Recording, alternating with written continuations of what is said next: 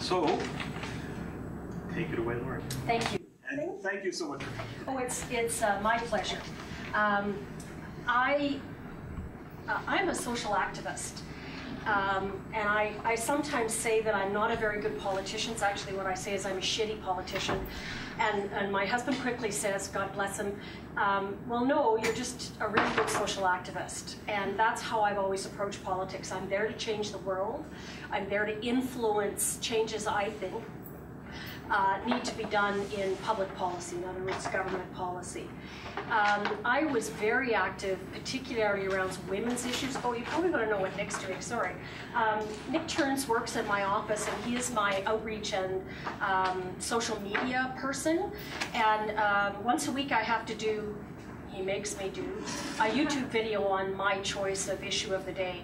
But sometimes it's a little hard chasing me down, so he comes along to some of these things and he just tapes it, and then he can use that as the YouTube for the week. So this is Nick from my office, and that's why he's taping me. I was a social activist before I was elected. I've been a social activist since I was 14. And I learned a lot about, well, now that I look back on what not to do, and now that I'm on the other side, I can kind of put those two things together, and I'll just run through a number of categories of things. There is a handout that does cover everything I'm going to say, so you don't need to take notes unless there's some particular pearl of wisdom that falls from my lips that you want to capture. Aside from that, I'm just going to talk for a while, and then at the end, if I've missed anything, there'll be lots of time for you guys to ask questions. So, first thing is do your homework. Know what level of government you should be talking to. The single biggest reason for sort of being turned down or having a wasted meeting with a politician is to go into a city councillor because you want to make sure that healthcare is better. Wrong level of government. They can't do a damn thing for you, and they would like to, but they can't, and now you've both wasted your time in a meeting. So make sure that you're talking to the right level of government for what you're trying to do or change, okay? And you know what, if you contact any one of your people, they will happily tell you which level you should be talking to on a given subject, all right? None of us mind those kind of phone calls. We welcome them. So whichever place you want to start or you're most comfortable with, your city councillor, your MLA, or your MP, phone them and say, if I wanted to talk to somebody about this, who would I talk to? And they'll redirect you, so don't worry about that. Make sure, so do your homework, make sure you're talking to the right level of government, make sure you're talking to the right person.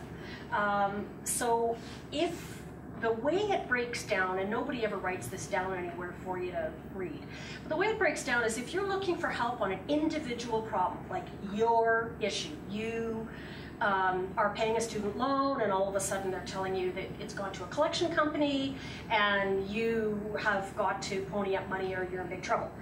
That's your issue and you need personal help with that. Go to your MLA. Okay, because they are paid and they have a staff there to help their constituents with problems, to provide information, to help them access the system and to advocate for them if they're caught in the system somewhere. But if you are looking to change the world, if you're looking on larger policy advocacy issues, yes, consider your MLA, but the person that's really working on those issues is the minister or someone in that department and the critics in the various opposition parties. So if you're trying to get the grizzly bear, no, let me think about this. If you're trying to get PDD funding to raise the PDD funding amounts or to get rid of the board or whatever you want to work on there, you want to be talking to whoever is in the ministry and who's ever the critic. So you want to go and talk to the critic for whatever is the name of the government department at the moment. And frankly, I think it's now called Human Services. Yeah. Okay. And when the opposition is larger, they call it the shadow minister of Human Services. When the opposition's smaller, they admit that there's no hope of being a shadow minister of anything, and they're called the opposition critic or the official opposition critic. And those people, as part of that position, are supposed to be looking and critiquing government policy and coming up with alternative suggestions. So your kind of expertise is helpful to them and can help them formulate how they want to move forward or how they want to critique the government. Do keep your own MLA in the loop. So if you are lobbying or advocating with a particular opposition person or a government minister, keep your own MLA in the loop. Not because you expect them to do anything, but if you do come back to them, they've at least knew that you were wandering your way through the system, and they can pick up speed a little faster if they need to come in to help you for some reason, right? And also, just to be perfectly honest, we're living in a province that has had a government in place for longer than most people have a working career.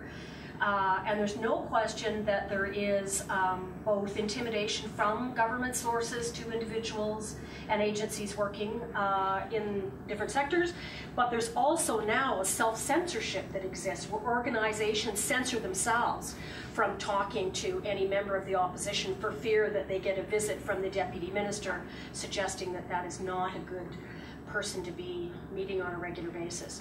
So do try and keep those opposition people in the loop and CC them, because once the government sees that someone else is watching, they're a little more careful that you actually get paid attention to. Did that just make sense? Felt like it was really circuitous. Okay. Sometimes it's useful to read what I've actually written. Sometimes your MLA may have additional resources that they can bring to your attention. Not helpful. Now, if you want, this is the crux of what you guys were asking me to talk about. If you want your MLA to pay particular attention to your issue, please pay particular attention to your MLA. The classic example is someone coming in to meet with me and slamming the table to beat home all they know about feminists in Alberta and all the work that needs to be done. Well, if you researched anything, you would know how long I've been working on feminist issues, and I'm a militant feminist. I'm not a nice feminist. So I know a lot of this stuff, and chances are pretty good I was there. So you can see how that's, again, a wasted amount of time and effort for someone to be educating me on what's wrong with feminist issues in Alberta. We could have just cut to the chase and moved straight on from and moved on from there, right? So spend the time doing the research on the person you're going to see. It is not hard in this day and age with Google and internet and all kinds of websites, which are actually quite good now. I mean, originally they kind of sucked, but now there's all kinds of information on there about who you're meeting with. You had all kinds of information off of the website, I'm assuming. So, you lack credibility if you come in to see me and you don't have a clue what I've done or what I'm interested in or what I'm not interested in, right? So know what you're doing. That's part of do your homework when you come in to see me. So what do they know? And you can research Hansard and find out what they've said on the record in the House on whatever issue you're interested in coming in to talk about. So if you were, and in his particular area, you could find out that at one point, late at night, I admit, got up and said that really if we just spanked those young prostitutes and gave them a good smack, that would set them straight, and we wouldn't need any of this bullshit bill like a P-chip bill, which was the one that was eventually put in place that picks up young girls and incarcerates them without due process of law for fear that they're involved, protection of children involved in prostitution or something is the name of the bill. So you would know that when you went in to see him, and you'd have some idea of how steep that hill is that you would have to climb. But you can search Hansard on your own. Every goddamn word we speak except for goddamn, no, actually goddamn's in there. That we speak is in there, it's a transcript. So you can find out what they've said on the record about your particular issue.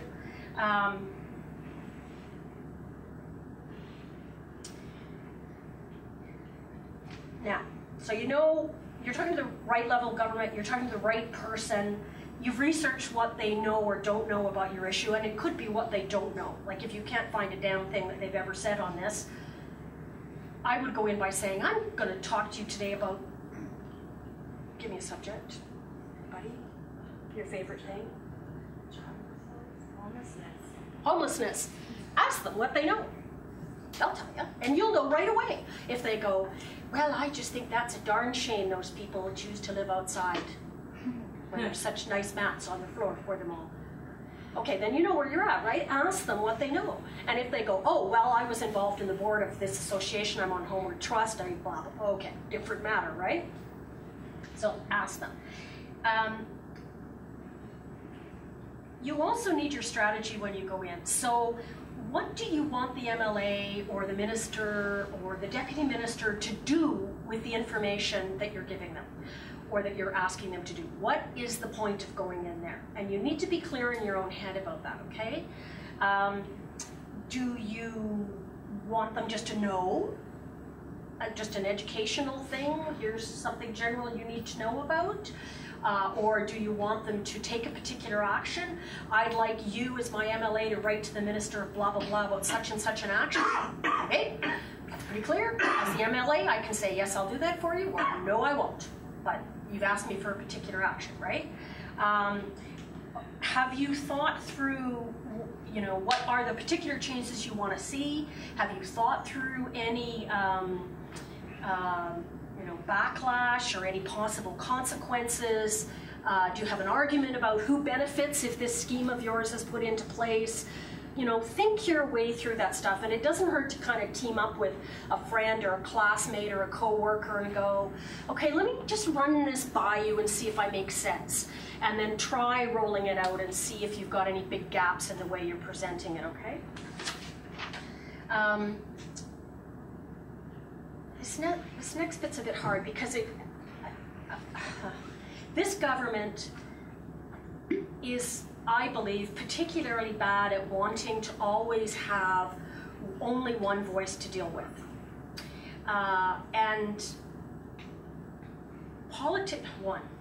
Politicians will never get involved in an intersectoral dispute.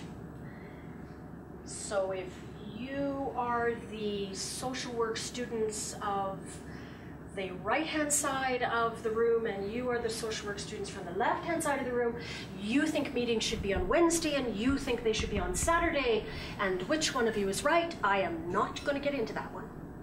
Not going to happen.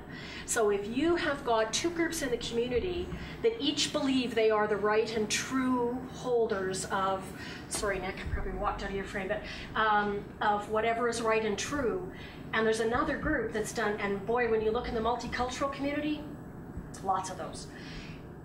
A politician is never going to step into that one and say you're right and you're wrong, ever, because you're the same group to us.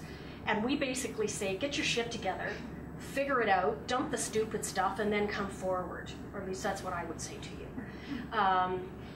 The nuances of the fact that, you know, Wednesdays, statistically more social work students are awake than Saturdays, completely lost on me, all right?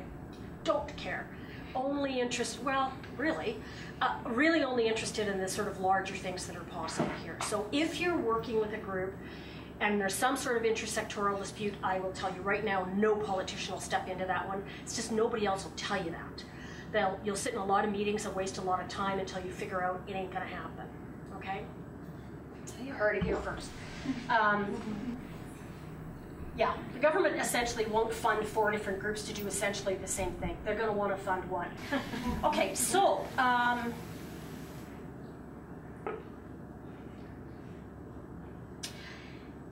here's some very basic 1, 2, 3, 4s.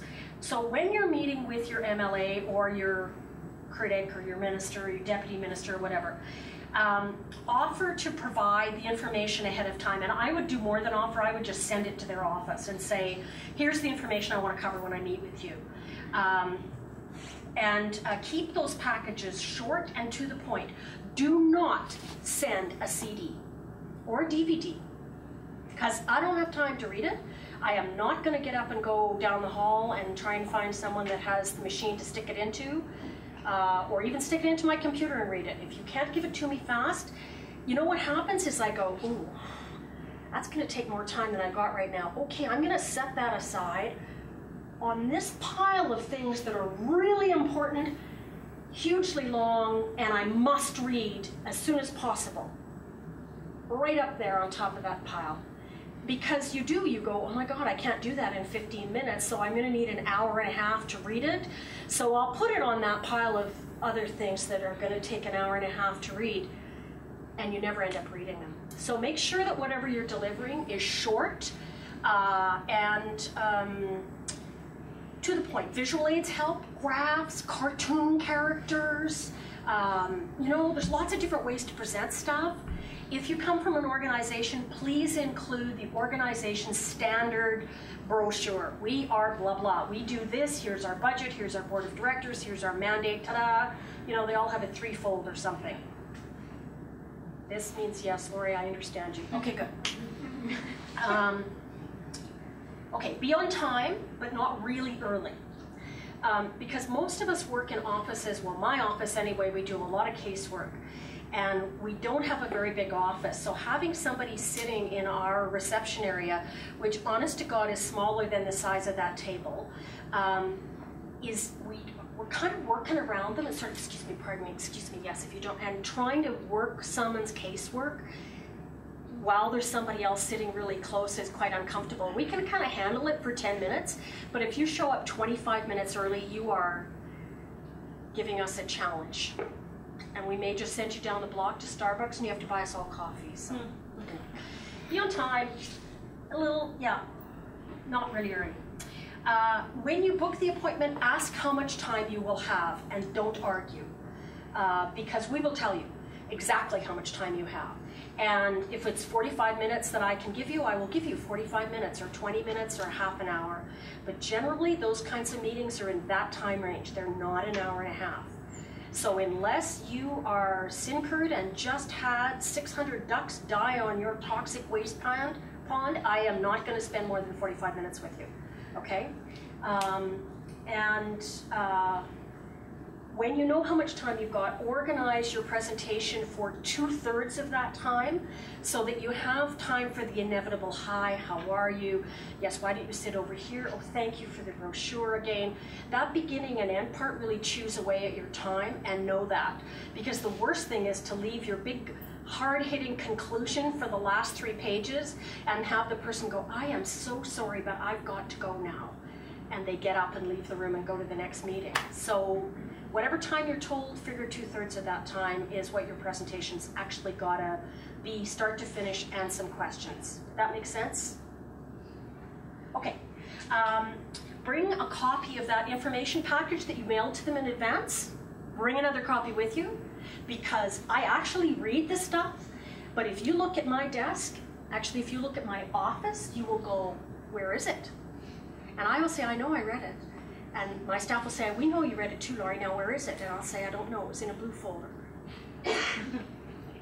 So bring another copy with you, just so that I can write on it when I'm there. I did read it, honest to God, I read it. I just can't find it right now. Please do not, oh yeah, I said no DVDs, no CDs. Now some other people might actually be okay with that, but I'm like, nah. I speak internet and computer as a second language, okay? They didn't exist when I was young. When I went to university, there were no computers. So I speak all of that stuff as a second language. So it's a bit of a translation issue for me. You speak it first language, right? And you probably all got some kind of communication device in your hand right now.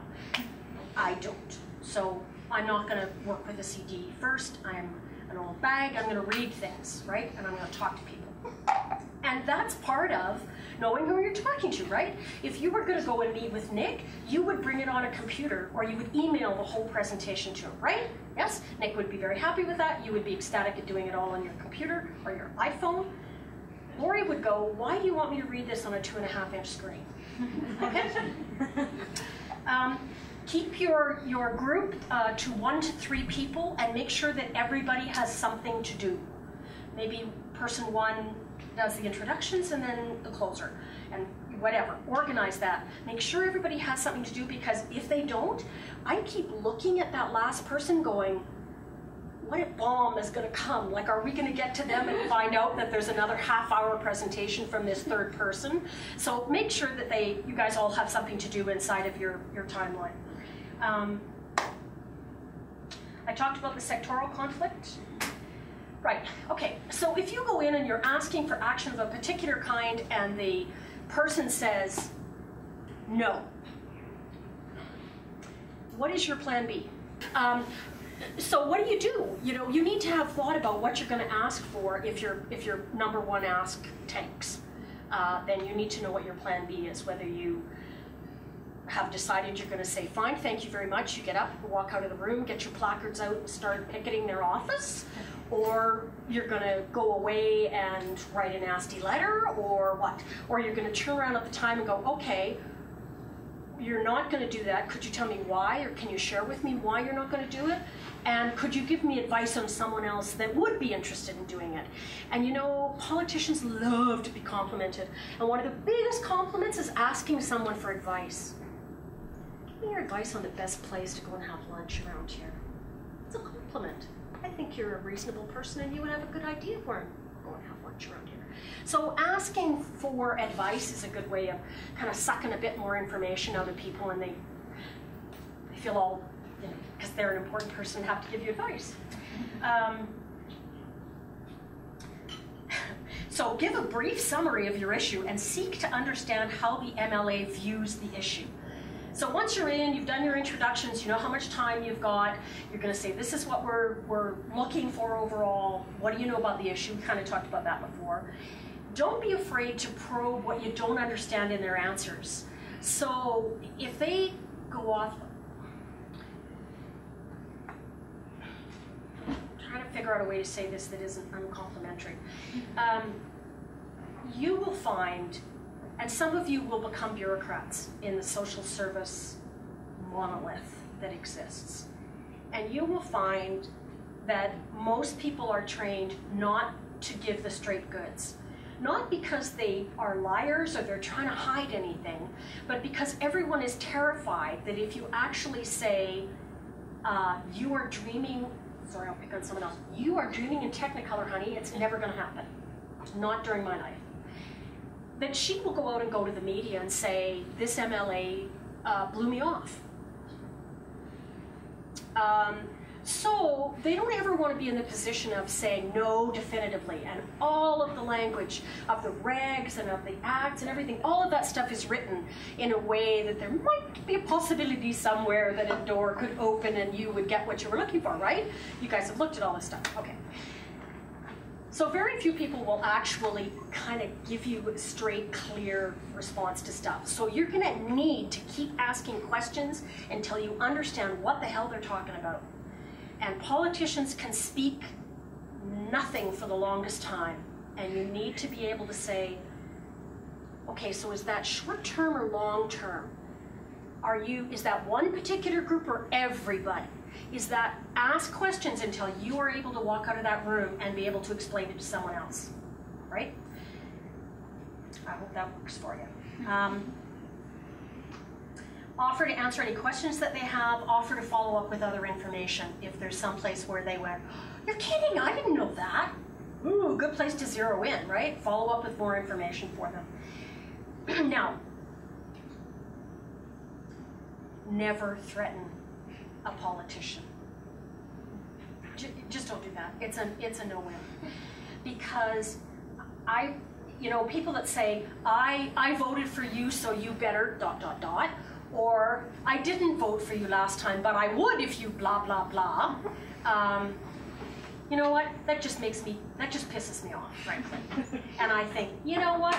I would like a little neon sign over the door of my office so that it went off with like applause and cheers and little popping things that flew confetti every time someone that actually voted crossed my door, because it's not very often. Because you in particular don't vote, and I know it, and so do you. So threatening me with voting for me or against me really doesn't count for much. And it just makes them mad. So don't threaten them. Yeah. Go leave and go home and go like, that's fine. Put it on Twitter. Yeah, absolutely. Facebook, okay. But don't threaten them in person. It just doesn't work.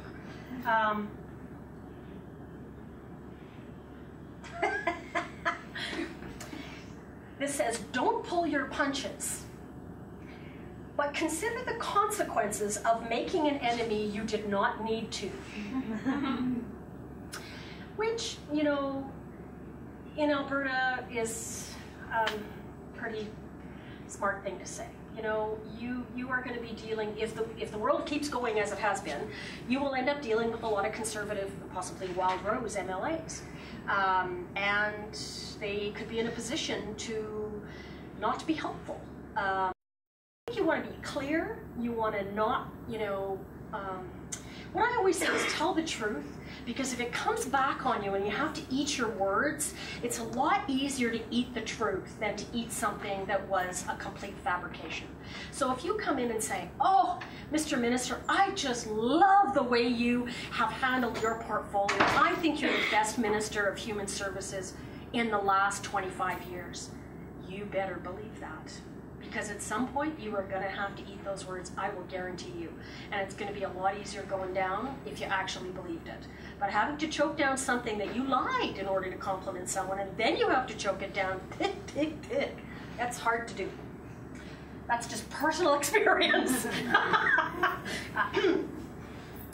Okay, and then I follow up by saying, be neutral and non-threatening if you want them to know about your issue and feel comfortable and motivated to contact you directly for more information. Now, when I was first elected, I had a delegation come from the queer community that were quite ready and did, in fact, run me over the coals. So I had Murray Billett, Julie Lloyd, might have been Susan Jameson, that came to interview this new hotshot MLA and see what she actually knew about the community. And I had answers for everything they asked, and at the end of it they admitted that they were surprised and they were going to be quite supportive. But they did not pull their punches. They were very clear about what they wanted me to know about, and they were very clear about the questions that they asked. But in the end, they were also perfectly fair. And I was okay with that. So even though it was a bit uncomfortable, they were quite fair with me and non-threatening, if you want to put it that way. And the meeting ended up very well, and we have worked together. I've given them awards, they've given me awards. It's a big happy family ever since. The final little bit is about remembering that although every MLA is different, their first priority is always to serve their constituents, right? That's who hires them. That's who votes for them and gives them the job. So number one is their constituents. So if you are trying to do a sort of big provincial push to get something through, you probably want to work through your members, each of them going to their own MLA, right? But it helps if you've actually, if you think you're going to be a social advocate or you're going to be working on an issue for a long time, you might just want to have a little introductory visit with your MLA and just, you know, get to know them a bit and let them know who you are and what you're working on. It helps if you're from an organization to invite them to organization activities, their AGM, your Volunteer Appreciation Day. They have money, sometimes they'll even contribute a gift for something like that, or a plaque, don't forget. But when people come back to me and they're looking for help, if I know the organization because I've been there, I've seen what they do, it's a lot easier for me to come, you know, riding to their assistance, or write them a letter of reference for a grant, or any number of other things. But I had somebody phone up on the 12th of December demanding a reference letter for me on the 13th of December. And the answer was no. And further, that I wouldn't be writing a letter of reference for them until I knew the organization. And I write very good reference letters, but they're very good because I know the organizations. So if you don't allow me to get to know who you are by inviting me to do stuff, and by the way, putting me on the podium, because there's no point in a politician coming into a room without getting in front of the microphone, but it doesn't have to be for long. You know, we all do these little things called greetings. Hi, my name is Laurie. I'm the MLA for the fabulous constituency of Edmonton Centre, and I just want to tell you what a thrill it is to be invited to address this class of social workers on your Social Action Day. I really admire the work you do, and I hope this has been a very, very successful day for you. And so on behalf of my colleagues in the Legislative Assembly of Alberta, I bring you best wishes and greetings and profound thanks for all the work that you do. Thank you. That's greetings. Okay, so that's like 60 seconds. But that's what it should be. It should, but politicians have to be seen. So asking me to an event at the Shaw Conference Centre where there's a light up on the podium, the rest of the room is complete darkness. Have you ever been at those events at the tables and stuff? Yeah. It's like, who's here? And believing a politician's going to be happy with that? No. So when you invite them to your event, say, please, would you bring greetings, or would you help us present the plaque to our volunteer of the year? And so they get in the picture, they put the picture on the website, blah, blah, blah, blah. Then everybody's happy, okay? Oh, look, give them a role or a task at your event, and if possible, put them on stage to bring greetings. There you go. Again, if you're in a long-term policy change, you are going to have to search for a champion. And often one individual will be champion of multi issues, but don't be discouraged if it takes you a while to find them, especially if it's going to involve money, because you are going to have to kind of keep churning through MLAs until you find somebody in the backbench of the Conservatives who actually is interested in FASD. And if they are, then you've got a champion, and they will start bringing your stuff up in the House. They will go to the budget meetings and ask questions.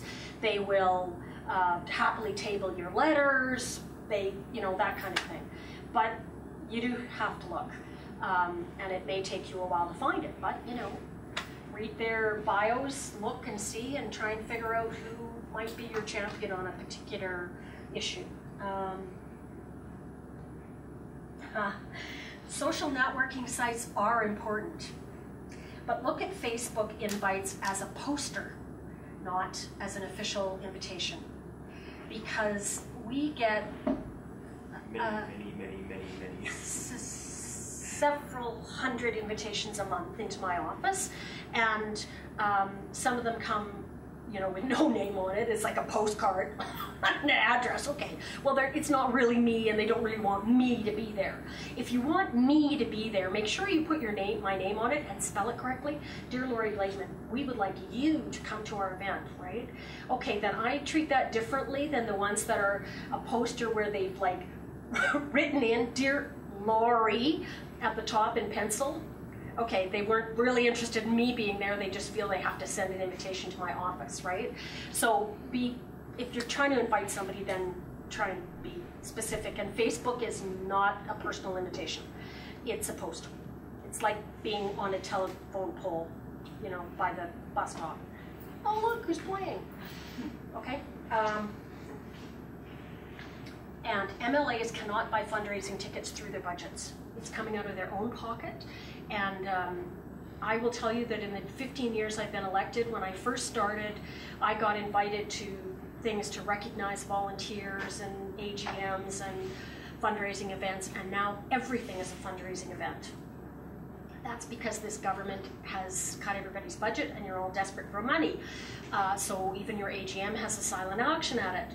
But all I'm getting now is invitations to spend $150 to $350 to come to a fundraising event. And I just can't. I just can't.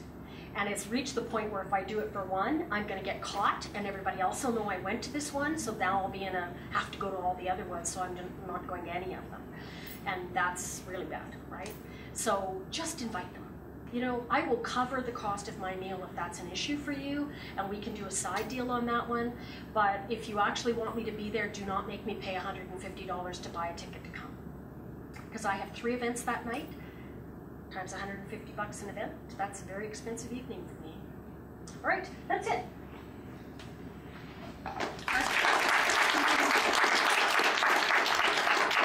Do you have any questions for me? Because we've got like 10 minutes left. So go ahead. Anything you want to ask.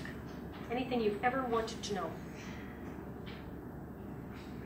Yes. This isn't something we talked about enhancement at the beginning, and I just want to let everybody know that you can find that online, the act.assembly.ab.ca. That's the name to the official printed record of everything that happens in the legislature. So you can search by MLA, by topic, it's all on our website. Yep, and that's the address is on this. And if you have a question you don't want your voice on here, I'm not going to put your voice on the internet if you don't want it. Any other questions or comments? Helpful hints? I guess the last piece of advice I can give you is if sometimes you're trying to change the world at a point where it just doesn't want to be changed. And don't lose heart. You know, if it's really honest to God not working, put it aside and come back to it 3 or 5 years later. I will tell you that it's the longest time it took me, the longest period of time to change the world was 19 years. And the shortest was 8 months. And I've changed public policy in everything in between. But generally it takes you about 5 years. And sometimes you try and try and try and it just ain't the time. And if that's the case, don't think it's a bad idea. Just put it aside and come back to it later, because for whatever reason the world is not receptive. And generally the world is not receptive if it's just given your sector something close to it. So if you are advocating for children and they just put the children's advocate in place as an officer of the Legislative Assembly, done with that, moving on to transportation or infrastructure or whatever else, right? And so you're going to have a hard time getting the attention directed towards children for a period of time because the politicians have it in their head that they kind of done that. And so don't think that your issue is bad, it's just your timing is bad. That sounded terrible. There's got to be a more positive way of putting that. You will get it done. It just, you may have to set it aside and work on something else and then go back to it. Anything else? Well, you were all pretty receptive considering it's after lunch and this is an enclosed room and the drapes are mostly drawn so you can't see outside and remember that you're a human being. So thank you for being so attentive. I appreciate it. And thank you, Nick. I nail one thing in since I end up doing a lot of work on anything Laurie takes interest in the office. True. If you want to ask something of the office, ask a question. So if you send something to the office or to Laurie, and you're upset about an issue or you want to advocate for someone, and you say, this is wrong, this is wrong, this is wrong, this is wrong, this is wrong, we can't do anything because there's no question. So ask us to do something. Well, you get a letter back from us saying, thank you for bringing your concerns to our attention. Yeah. Because we don't know what else you wanted us to do. So yeah, good point. Thanks, Nick. All right, and I do expect you guys to be amazing, right? Because my work is really affected by your work. And so please be amazing. Please be fantastic and fabulous as social workers out there. God, this is a hard job, but boy, we need you to do it, so thank you.